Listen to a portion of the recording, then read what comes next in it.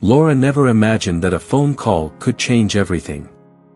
Your son needs a transplant, and only a blood relative can help him. The doctor's words echoed in her mind like a nightmare. Ethan wasn't her biological son. She had adopted him when he was just 3 months old, and since then, he had been the center of her world. But now, faced with the worst news a mother could receive, Laura found herself caught in a race against time. The tests confirmed it: leukemia. A rare, aggressive type, and the only hope was finding a compatible donor. The past few weeks had been a whirlwind. Ethan's fatigue, the mysterious bruises that appeared out of nowhere, and that persistent fever that seemed to have no end. At first, Laura tried to believe it was just a phase, something temporary. But deep down, she knew something was wrong. The doctor's appointments, the tests, the endless trips to the hospital, until finally, the diagnosis came. It felt like the ground had been pulled from under her feet. Her little Ethan, with his easy smile and big heart, was sick. Very sick. On the drive home, the silence between them was almost unbearable. Laura gripped the steering wheel tightly, trying to hold back the tears that threatened to fall. Ethan, sitting in the back seat, stared out the window, not fully understanding the gravity of the situation. He trusted her. He always had. But now, Laura had no answers. What would she say to him? How could she explain that his life depended on people who might not even want to be found? That night, Laura sat beside Ethan's bed for hours. She watched his chest rise and fall slowly, the soft sound of his breathing blending with the gentle hum of the ceiling fan. She remembered the first time she held him in her arms, so small, so fragile. And now, here he was, facing a battle no child should ever have to fight. The doctor had been clear: chemotherapy alone wouldn't be enough. Ethan needed a bone marrow transplant, and Laura wasn't a match. The best chance of finding a donor was to look for his biological family. But how? The adoption documents were scarce. There was little information about his birth mother, and about his father, nothing. Just a name. Laura had always feared this moment. She was afraid that searching for the past might mean losing the present. But there was no other choice. Ethan needed her now more than ever. The next morning, Laura took out the folder containing the few adoption papers and stared at the old, yellowed documents. It was a past that had never been part of their lives, but now it was their only hope. Taking a deep breath, she made a decision. No matter how hard it would be, she was ready to do whatever it took. Laura spent the entire night awake, going through every detail of the adoption documents. The yellowed papers offered little information, almost nothing that could help her find Ethan's biological family. Sitting at the kitchen table, surrounded by old photographs and scattered papers, she felt the weight of the decision she had to make. She had always protected Ethan from his past, believing she'd never need to look back. But now, everything depended on it. With each page she turned, memories of the day she adopted him flooded her mind.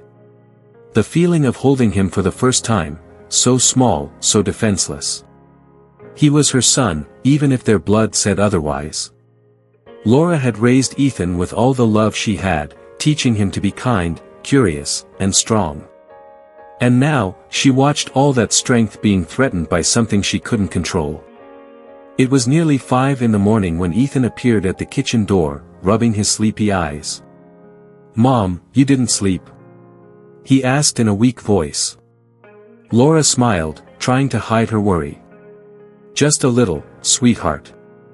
I was looking through some old things. Do you want to have some tea with me?" He sat down at the table, curiously examining the papers. He still didn't know the gravity of the situation, and Laura didn't have the heart to tell him. But she had to. Taking a deep breath, she searched for the right words. "Ethan, do you remember when we talked about your adoption?" He nodded, picking up one of the photos lying on the table. "Yeah. I was really little, huh?" he said with a tired smile. Laura swallowed hard, feeling her heart tighten. "Yes, very little. And very loved. Always. Silence settled between them, and for a moment, Laura wished this conversation never had to happen. But she couldn't delay it any longer. "Son, the doctors said we need to find someone from your biological family to help with your treatment." Ethan remained quiet, staring at the photo. "So, there are more people like me out there?" Laura smiled through the tears forming in her eyes and took his hand. "Yes, there are. And I'm going to find them, I promise." The determination in her voice masked the fear gnawing at her inside. What if they didn't want to help? What if it was already too late? The uncertainty was suffocating, but Laura knew she couldn't let fear stop her. The next day, she started the search. She called the lawyer who handled the adoption, tried to track down old contacts from the shelter where Ethan had spent his first few months. But the answers were always the same: "We no longer have those records. There's not enough information." Time seemed to be racing against them. Every unanswered call, every dead-end lead only added to her anxiety. But Laura refused to give up. For Ethan, for the little boy who had taught her the true meaning of being a mother, she would move mountains if she had to. Laura spent the entire day calling offices, hospitals, and even old contacts from the orphanage where Ethan had lived before she adopted him. With each new rejection, the feeling of helplessness grew stronger. The house felt quieter than ever, as if it were holding its breath along with her.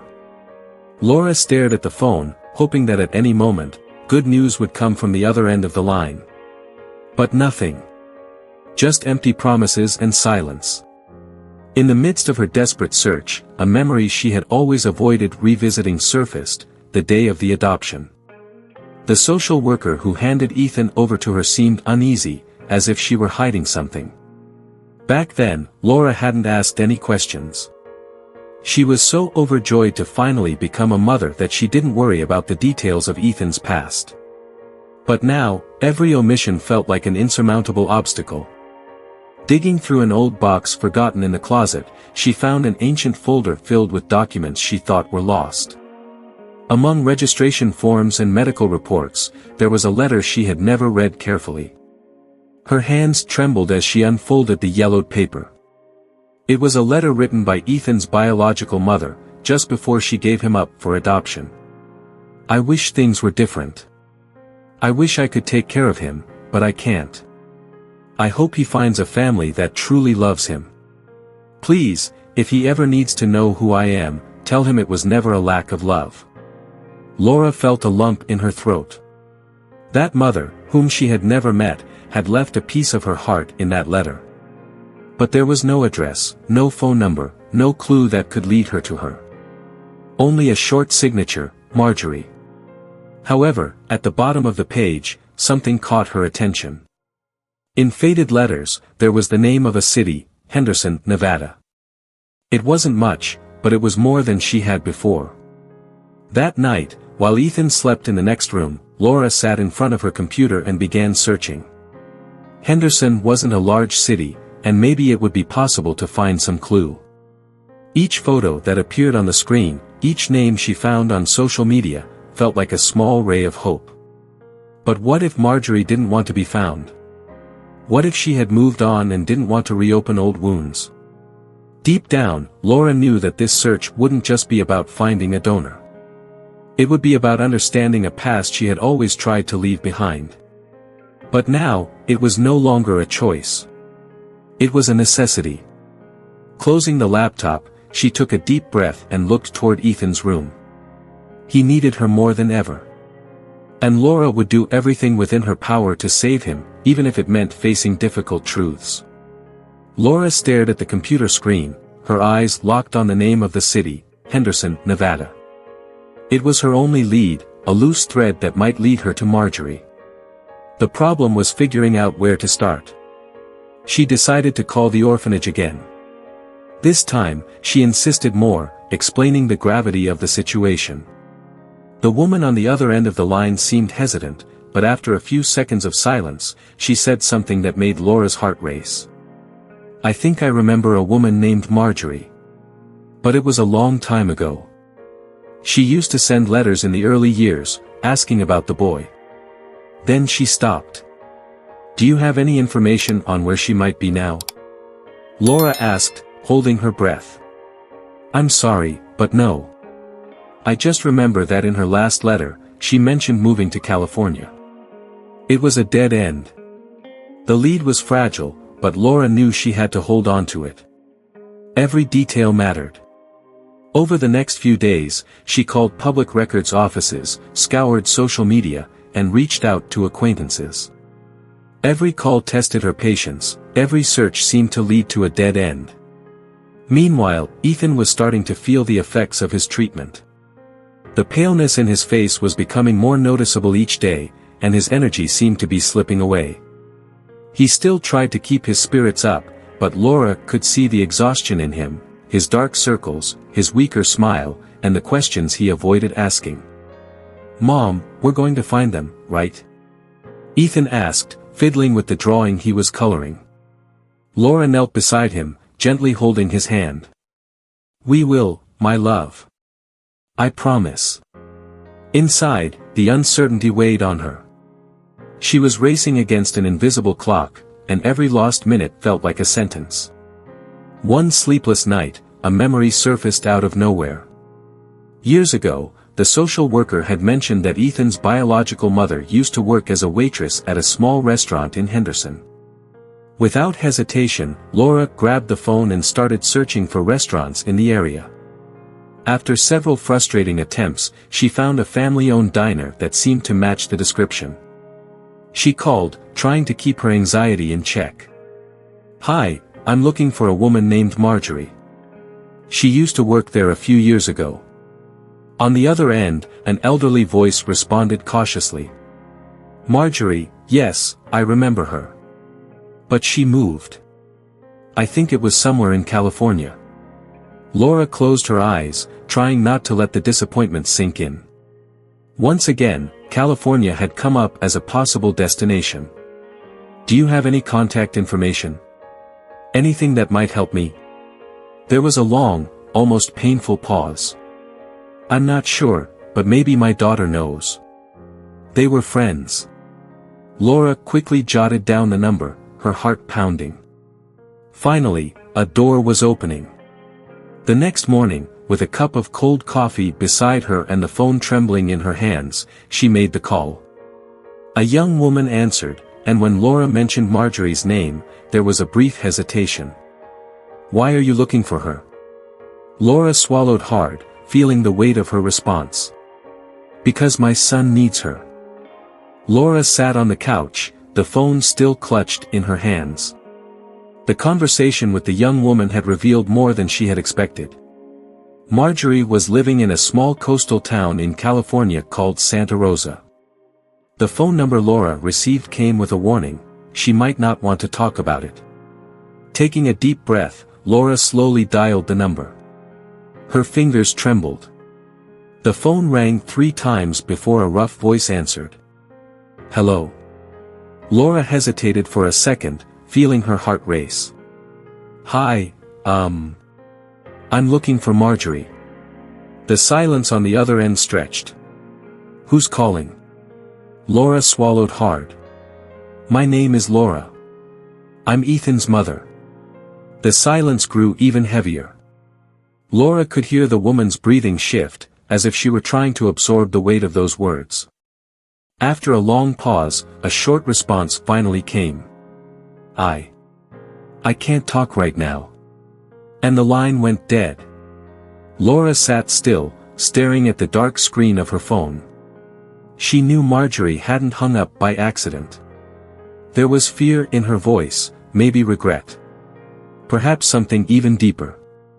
But now that she had found a real lead, she couldn't walk away. The next morning, with a small suitcase and a hope that struggled to stay alive, Laura got in her car and drove to Santa Rosa. The long journey was filled with thoughts and memories, holding Ethan for the first time, the promise she made to him as a baby, that she would never let anything bad happen to him. But now, she needed someone else's help to keep that promise. When she arrived in town, Laura pulled up in front of a modest wooden house painted light blue. It was simple, with a small, overgrown garden, the flowers left untended. It looked like a peaceful place, but Laura knew that behind that door lay years of unfinished stories. She knocked twice. Nothing. She knocked again, a little louder.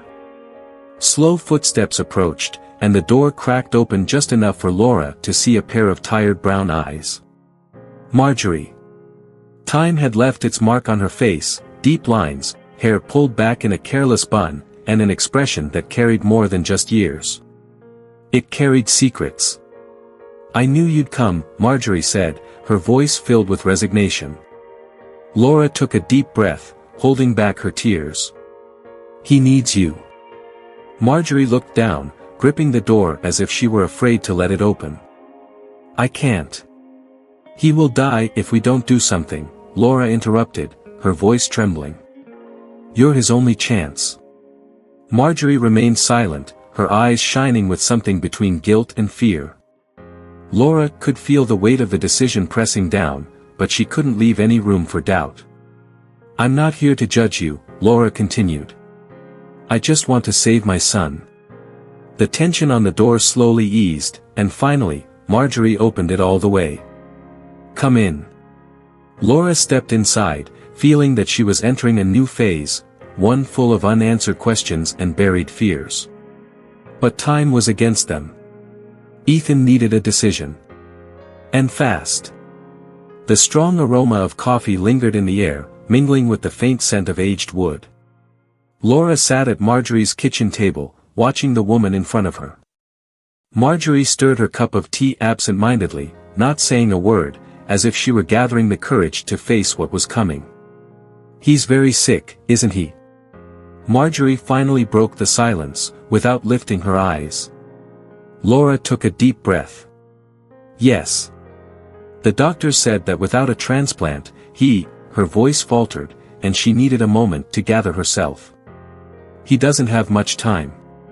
Marjorie closed her eyes for a brief moment, as if absorbing the weight of those words. "I've thought about him all these years," she said softly.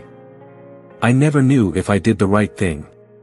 Laura watched Marjorie's hands trembling slightly. Here was a mother who also carried a silent pain, a guilt she might never have been able to overcome. But now wasn't about the past. It was about the present. "I don't want him to know about me," Marjorie continued. "I don't want him to see me like this, broken." Laura reached across the table, gently taking Marjorie's hand. "Marjorie, you don't have to be perfect. He just needs a chance." The words hung in the air. The clock on the wall ticked steadily, each second feeling longer than the last. Finally, Marjorie let out a deep sigh and looked at Laura with tear-filled eyes. "What do I need to do?" Laura felt such a wave of relief that she almost cried. "Just a simple test. We just need to see if you're a match." Marjorie nodded slowly, lost in thought. "And if I am? What happens then?" Laura knew this was the hardest question. Donating bone marrow wasn't a simple process, and the emotional impact for someone who had spent a lifetime trying to forget the past could be overwhelming. "The decision is yours. But if you can help, you'll be saving his life." Marjorie gazed out the window, watching children playing on the street. There was something nostalgic in her expression, as if she were seeing a life she never got to live with Ethan. "What does he like?" she asked suddenly. Laura smiled, feeling a flicker of hope. "Dinosaurs. He has a huge collection. He knows every single one by heart." Marjorie let out a quiet laugh, and for a brief moment, Laura saw something familiar in her. Something that reminded her of Ethan. "Dinosaurs, huh? I used to love them when I was little." Silence settled again, but this time it felt lighter. Marjorie finally seemed ready to take a step forward. "Let's do the test." Laura fought back tears, simply nodding. As they stepped out of the house together, Laura knew this was just the beginning of something much bigger. But for the first time in a long time, she felt hope. The hospital waiting room was cold and impersonal, with white walls and a clock that seemed determined to mark every second in an excruciatingly slow rhythm. Laura watched Marjorie, who was fidgeting nervously with her fingers in her lap, staring at the floor as if searching for answers there. Since agreeing to take the compatibility test, an uncomfortable silence had settled between them. "Will it hurt?" Marjorie suddenly asked, without looking up at Laura. Laura knew she wasn't just talking about the test. "Maybe a little," she replied gently. "But it'll be worth it." Marjorie finally lifted her gaze and met Laura's eyes. There was something there, fear, guilt, but also a cautious hope. "I still don't know if I'm doing this because I want to or because I have to." Laura squeezed her hand, feeling the tension in her thin, fragile fingers. "What matters is that you're here. That means a lot." Marjorie's name was called, and Laura watched as she slowly stood up, taking a deep breath before walking down the narrow hallway. Each step seemed to carry an invisible weight, the guilt of a past she had never been able to face. Laura remained seated, alone, watching people come and go through the hospital corridors. Her thoughts drifted to Ethan, who was at home trying to distract himself with his favorite dinosaurs, but she knew he was waiting for an answer just as much as she was. Each phone call without news felt like another weight piling onto her shoulders. Minutes later, Marjorie returned. Her expression was hard to read. "It's done. I did my part." Laura smiled, even though her heart was racing. Now, all they could do was wait. "Thank you, Marjorie." "Truly." Marjorie shrugged, trying to hide her emotions. "Don't thank me yet. We don't even know if it'll work." The following days were a mix of hope and fear. Every time the phone rang, Laura jumped from the couch, hoping to hear the news that could change everything. And finally, it came. "Laura, we have good news. Marjorie is a match." The relief was so overwhelming that Laura had to steady herself against the wall to keep from falling. The tears came uncontrollably, and for a few seconds, she couldn't speak. She can donate." "Yes, but we need her authorization as soon as possible to start the process." Laura hung up the phone and rushed to Marjorie's house. The woman opened the door slowly, as if she already knew why Laura was there. "It's a match?" Marjorie asked hesitantly. Laura smiled, her eyes still filled with tears. "Yes, you're a match. You can save Ethan." Marjorie stood in silence for a moment, looking out onto the street as if she needed time to process the weight of it all. "That means, surgery, recovery." "Yes," Laura replied softly. "But it means saving his life." Marjorie took a deep breath, her eyes shining with uncertainty. "I need to think about it, Laura. This is a lot." Laura felt desperation rising in her chest but nodded slowly. "I understand. Just, please, don't take too long." As Laura walked away, she felt a mixture of hope and fear. Ethan's life was now in Marjorie's hands, and all she could do was wait for her decision. The wind blew gently through the living room curtains, but inside Laura's chest, everything felt like a whirlwind. She watched the clock on the wall, the hands moving slowly, as she waited for an answer that seemed like it would never come. Marjorie still hadn't called. The uncertainty was like an invisible knife, cutting through each minute that passed without news. Ethan lay sleeping on the couch, wrapped in a worn blue blanket he had used for years. Laura ran her fingers through his hair, feeling the warmth of his skin. He looked so small there, so vulnerable. She wanted to protect him from everything, but at that moment, all she could do was wait. Hours passed until, finally, the phone rang. Laura answered with her heart in her throat. "Hello." Marjorie's voice came from the other end, low and hesitant. "I'm going to do it, Laura." The tension that had been building in Laura's chest unraveled in a shaky sigh. "Thank you. Thank you so much." Marjorie paused before speaking again. "I've thought a lot about this. I never imagined I'd have to revisit this part of my life, but, he's my son, isn't he? Laura closed her eyes, holding back tears. He is, Marjorie. And he needs you. Another silence stretched across the line, followed by a soft sigh. So, when do we start? The next morning, Laura took Marjorie to the hospital for the preliminary tests. The white, silent corridor felt tighter than usual. With every step, Marjorie glanced around as if she might run away at any moment. As they waited, Marjorie turned to Laura and asked in a quiet voice. Does he know who I am? Laura took a moment, choosing her words carefully. No. But he knows that someone very special is helping him. Marjorie lowered her head, fidgeting with the strap of her purse. I'd like to meet him, but I'm scared. Laura gently took her hand. He's an amazing kid, Marjorie.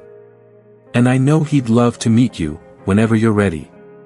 The tests went smoothly, and the doctors explained each step of the procedure.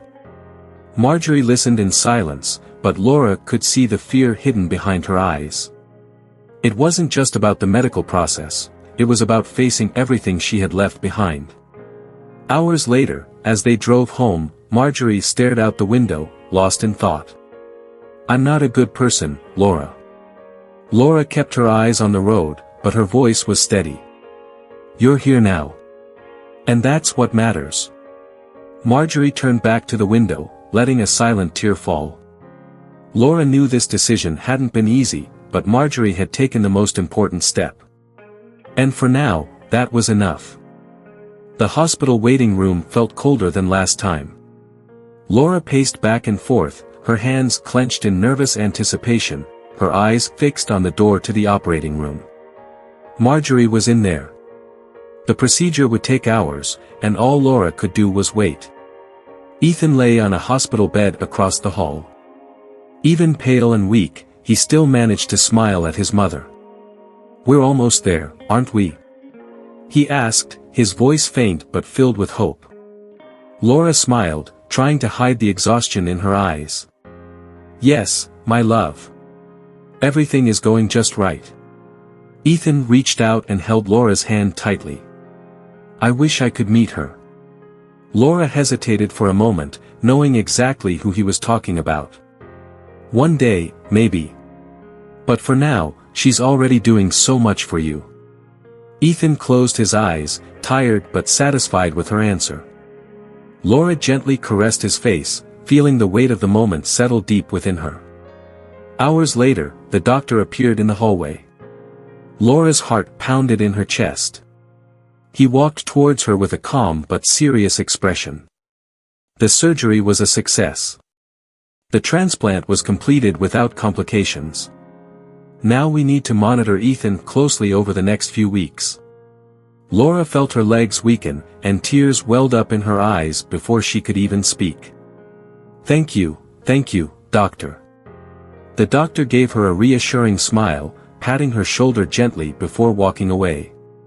Laura took a deep breath and stepped into Ethan's room. He looked so small in the hospital bed, surrounded by wires and monitors, but she knew his heart was immense.